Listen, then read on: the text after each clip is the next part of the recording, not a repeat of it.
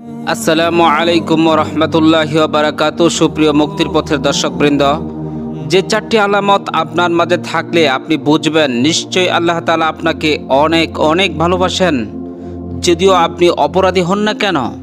তাই কোরআন সুন্নাহয় বর্ণিত সর্বাধিক উল্লেখযোগ্য এই চার আলামত সম্পর্কে সুস্পষ্ট ধারণা রাখা মুমিনের ঈমানি দায়িত্ব। এই চার আলামতের সকল আলামত একত্রে পাওয়া শর্ত নয়, বরং যে কোনো একটি আলামত আপনার মাঝে প্রকাশ পেলেও আপনি ধরে নেবেন নিশ্চয়ই আপনি আল্লাহ তাআলার নিকট স্বাভাবিকের চেয়ে অবশ্যই প্রিয় বান্দা। সুবহানাল্লাহ। ১. হুব্বুন নাস, মানুষের ভালোবাসায় সিক্ত হওয়া। রাসূল সাল্লাল্লাহু আলাইহি সাল্লাম ইরশাদ করেন, ইন্নাল্লাহা ইযা আহাব্বা আবদান দাআ জিবরিল আলাইহিস সালাতু ওয়াস সালাম ফাকাল। আল্লাহ তাআলা যখন কোনো বান্দাকে মহব্বত করেন তখন জিবরিল আলাইহিস সালাতু ওয়াস সালামকে ডেকে বলেন, ইন্নী উহিব্বু ফুলানান ফা আহিব্বা, আমি অমুক বান্দাকে মহব্বত করি, অতএব তুমি তাকে মহব্বত করো। ফা ইউহিব্বুহু জিবরিল আলাইহিস সালাতু ওয়াস সালাম সুম্মা ইউনাদি ফিস সামাই ফায়াকুল। ফলে জিবরিল আলাইহিস সালাতু ওয়াস সালাম তাকে মহব্বত করতে শুরু করেন এবং জিবরিল আলাইহিস সালাতু ওয়াস সালাম আকাশের সকল ফেরেশতার মাঝে ঘোষণা করে বলেন, ইন্নাল্লাহা ইউহিব্বু ফুলানান ফা আহিব্বুহু ফা ইউহিব্বুহু আহলুস সামায়ে। মহান আল্লাহ তাআলা অমুক বান্দাকে মহব্বত করেন, অতএব তোমরা তাকে মহব্বত করো। ফলে আসমানবাসী তাকে মহব্বত করতে শুরু করেন। সুবহানাল্লাহ।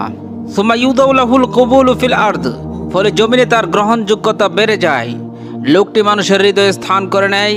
সুতরাং আপনি যদি মানুষের ভালোবাসায় সিক্ত হন তাহলে বুঝে নেবেন নিশ্চয়ই মহান আল্লাহ তাআলা আপনাকে ভালোবাসেন। কেননা অর্থবিত্ত ক্ষমতা থাকা সত্ত্বেও মানুষের ভালোবাসা পাওয়া যায় না। নিশ্চয়ই মানুষের ভালোবাসা আল্লাহর পক্ষ থেকে বান্দার প্রতি বিশেষ অনুগ্রহ। তাই একটু বিবেচনা করে চলুন। পক্ষান্তরে যে বান্দার প্রতি আল্লাহ তাআলা অসন্তুষ্ট হয়ে যায়, আল্লাহ তাআলা ফেরেশতা জিবরিল আলাইহিস সালাতু ওয়াস সালামকে ডেকে বলেন, ইন্নী উবগিদু ফুলানান ফা আবগিদহু, আমি অমুক লোকটিকে অপছন্দ করি, অতএব তুমি তাকে অপছন্দ করো। ফা ইউবগিদুহু জিবরিলু সুম্মা ইউনাদি ফি আহলিস সামায়ে। ফলে জিবরিল আলাইহিস সালাতু ওয়াস সালাম তাকে অপছন্দ করেন এবং সে আসমানবাসীদের মধ্যে ঘোষণা দিয়ে বলেন, ইন্নাল্লাহা ইউবগিদু ফুলানান ফা আবগিদুহু, আল্লাহ তাআলা অমুক বান্দাকে অপছন্দ করে, অতএব তোমরা তাকে অপছন্দ করো। ফায়ুবগিদুনাহু সুম্মা তুযাউ লাহুল বাগদাউ ফিল আরদ। ফলে সকল ফেরেশতাগণ তাকে অপছন্দ করে এবং জমিনে তার জন্য রয়ে যায় নিন্দা। ফলে লোকটি মানুষের মনে ঘৃণিত হয়ে যায়। সুতরাং মানুষের ভালোবাসাকে রেসপেক্ট করুন, এটি আপনার জীবনকে সুখময় করে তুলবে। যদি এই আলামত না থাকে তাহলে দ্বিতীয়টি দেখুন, বালাউ ওয়া মাসাইব, সব সময় অভাব অনটন ও বিপদ লেগে থাকা। এটি আপনার প্রতি আল্লাহ তাআলার অগাধ ভালোবাসার লক্ষণ। সাহাবী হযরত সাদ রাদিয়াল্লাহু তাআলা বলেন, আমি রাসূল সাল্লাল্লাহু আলাইহি সাল্লামকে প্রশ্ন করলাম, হে আল্লাহর রাসূল, মানুষের মাঝে কার বিপদের পরীক্ষা সবচেয়ে কঠিন হয়? ক্বালান নবী সাল্লাল্লাহু আলাইহি সাল্লাম, আল আম্বিয়া সুম্মাল আমসাল ফাল আমসাল। রাসূল সাল্লাল্লাহু আলাইহি সাল্লাম বলেন, নবীদের বিপদের পরীক্ষা সবচেয়ে কঠিন হয়, তারপর পর্যায়ক্রমে যারা সবচেয়ে নেককার তাদের, এরপর যারা নেককার তাদের। ফায়ুবতালার রাজুলু আলা হাসবে দীনি, সুতরাং যে ব্যক্তি যত দিনের পথে অগ্রগামী তার বিপদ আপদ তত বেশি অগ্রগামী। ফাইন কানা দীনুহু সুলবান ইশতাদ্দা বালাউহু ওয়া ইন কানা ফি দীনিহি রিক্কাতুন উবতুলিয়া আলা হাসবে দীনি। তাই মানুষকে তার ধর্মানুরাগের অনুপাত অনুসারে পরীক্ষা করা হয়। তুলনামূলকভাবে যে লোক বেশি ধার্মিক তার পরীক্ষাও সে অনুপাতে কঠিন হয়ে থাকে, আর যে সামান্য ধার্মিক তার পরীক্ষাও সামান্য ধরনের হয়ে থাকে। স্বাভাবিকভাবে প্রশ্ন আসে, আল্লাহ তাআলা তার প্রিয় বান্দাকে কেন এত বিপদ আপদের সম্মুখীন করে থাকেন? রাসূল সাল্লাল্লাহু আলাইহি সাল্লাম বলেন, মা ইউসিবুল মুসলিমা মিন নাসাবিন ওয়ালা ওয়াসাবিন ওয়ালা হাম্মিন ওয়ালা হুজন।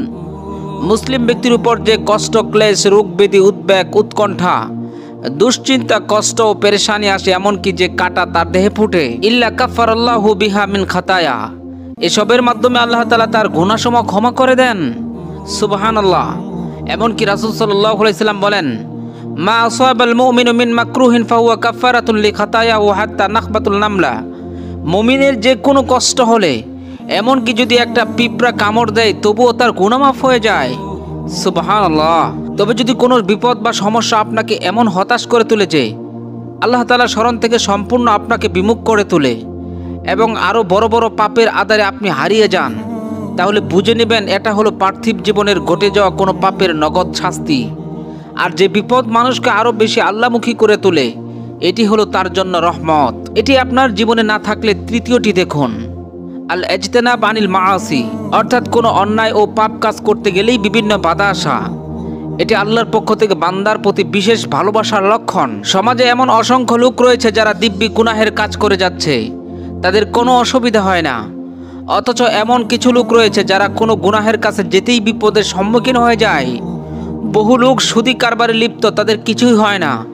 আবার কেউ সামান্য সুদ গ্রহণ করায় ভয়াবহ বিপদের সম্মুখীন। এজন্য আল্লাহ তাআলা ইরশাদ করেন, ইন্নাল্লাহা ইউদাফিউ আনিল্লাযিনা আমানু, নিশ্চয় আল্লাহ তাআলা তার মুমিন প্রিয় বান্দাদের থেকে গুনাহসমূহকে দূরে রাখেন। পক্ষান্তরে যারা আল্লাহ তাআলার নিকট অপরাধী বান্দা, আল্লাহ তাআলা তাদেরকে কঠিনতম শাস্তির সম্মুখীন করাতে তাদেরকে অবাধ গুনাহের পথ প্রশস্ত করে দেন। মহান আল্লাহ তাআলা ইরশাদ করেন, ফামাহিলিল কাফিরিনা আমহিলহুম রুয়াইদা, অতএব কাফের বেঈমানদেরকে অবকাশ দিন, তাদেরকে অবকাশ দিন আরও কিছু দিনের জন্য। সুতরাং গুনাহ করতেই যদি আপনি বাধার সম্মুখীন হন, তাহলে আপনি নিজেকে বড়ই সৌভাগ্যবান মনে করেন, কেননা আল্লাহ তাআলা আপনাকে অধিক ভালোবাসেন। 4, তাওফিকুল আমালিস সালিহা, নেক আমল করার সুযোগ পাওয়া। অর্থাৎ আল্লাহ তাআলা যাকে ভালোবাসেন তাকে যে কোনো পরিস্থিতিতে নেক আমলের অবারিত সুযোগ দান করেন, যেন উক্ত বান্দা দ্রুত জান্নাত লাভ করতে পারে। সুবহানাল্লাহ। মহান আল্লাহ তাআলা ইরশাদ করেন, ওয়াল্লাযীনা জাহাদু ফীনা লানাহদিয়ান্নাহুম সুবুলানা, যারা আমার পথে চলার সাধনায় আত্মনিয়োগ করে আমি অবশ্যই তাদেরকে আমার পথে পরিচালিত করব। রাসূল সাল্লাল্লাহু আলাইহি সাল্লাম বলেন, ইয়ামালু ফাকুল্লুন মুয়াসসারুন লিমা খুলিকালা, তোমরা আমল করতে থাকো, কারণ যাকে যে আমলের জন্য সৃষ্টি করা হয়েছে তার জন্য তা খুবই সহজ করে দেওয়া হয়েছে। আম্মা মান কানা মিন আহলিস সাআদাতি ফায়ুয়াসসারু লিআমালি আহলিস সাআদা, সুতরাং যে ব্যক্তি সৌভাগ্যের অধিকারী হবে তার জন্য সৌভাগ্যের অধিকারী লোকদের আমলকে সহজ করে দেওয়া হবে। ওয়া আম্মা মান কানা মিন আহলিস সাকায়ে ফায়ুয়াসসারু লিআমালিস সাকাওয়া, পক্ষান্তরে যে দুর্ভাগ্যের অধিকারী হবে তার জন্য দুর্ভাগা লোকদের আমলকে সহজ করে দেওয়া হবে। সুতরাং নেক আমল আপনার জন্য সহজ হওয়া এবং নেক আমল করার তৌফিক পাওয়া মহান রবের পক্ষ থেকে আপনার প্রতি ভালোবাসার সুস্পষ্ট নিদর্শন। সুতরাং উল্লেখিত এই 4 আলামতের কোনো একটি আলামত প্রকাশ পাওয়া মহান রবের পক্ষ থেকে বিশেষ ভালোবাসা পাওয়ার সুস্পষ্ট শুভ লক্ষণ। তবে অবশ্যই স্মরণ রাখবেন, আমাদের ঈমান আনার পর ঈমানের পথে চলতে গিয়ে আমরা যে সকল বাধার সম্মুখীন হয়ে থাকি, মূলত সেগুলো হলো ঈমানি পরীক্ষা। মহান আল্লাহ তাআলা সূরা আনকাবুতের 2 নং আয়াতে ইরশাদ করেন, আহাসিবান নাসু আইয়ুতরাকু আইয়াকুলু আমান্না ওয়া হুম লা ইফতানুন, মানুষ কি মনে করে যে তারা একথা বলেই অব্যাহতি পেয়ে যাবে যে আমরা ঈমান এনেছি এবং তাদেরকে কোনো পরীক্ষা করা হবে না? সুতরাং ঈমানি পরীক্ষা আসবেই, হতাশ হওয়া যাবে না। আল্লাহ তাআলা বলেন, ওয়ালানাবলুওয়ান্নাকুম বিশাইইম মিনাল খাউফি ওয়াল জুই ওয়া নাকসিম মিনাল আমওয়ালি ওয়াল আনফুসি ওয়াস সামারাত ওয়া বাশশিরিস সাবিরিন, এবং অবশ্যই আমি তোমাদেরকে পরীক্ষা করব কিছুটা ভয়, ক্ষুধা, মাল ও জানের ক্ষতি ও ফল ও ফসল বিনষ্টের মাধ্যমে, তবে সুসংবাদ দাও সবরকারীদের। সুতরাং সেই ঈমানি পরীক্ষা দিতে গিয়ে জাতির পিতা ইব্রাহিম আলাইহিস সালাতু ওয়াস সালামকে আগুনে পড়তে হয়েছে, পয়গম্বর মুসা আলাইহিস সালাতু ওয়াস সালামকে দেশ হতে বিতাড়িত হতে হয়েছে, পয়গম্বর জাকরিয়া আলাইহিস সালাতু ওয়াস সালামকে করাতে দ্বিখণ্ডিত হতে হয়েছে, বিশ্বনবীর দান্দান মুবারক উহুদের ময়দানে শহীদ হয়েছে, বিশ্বনবী সাল্লাল্লাহু আলাইহি সাল্লামের চাচা হামজার কলিজা উহুদের ময়দানে দিতে হয়েছে, নবীর প্রিয় দৌহিত্র হযরত ইমাম হোসাইনের কল্লা দিতে হয়েছে, ইমাম বুখারীর দেশ ছাড়তে বাধ্য হয়েছে, ইমাম আবু হানিফা রাহিমাহুল্লাহ তাআলা জেলখানায় বিষ পানে শহীদ হয়েছে। আজও হাজারো অসংখ্য নিরপরাধ উলামায়ে কেরাম জালেমের জিন্দানখানায় অন্ধকার প্রকোষ্ঠে দিনাতিপাত করছে।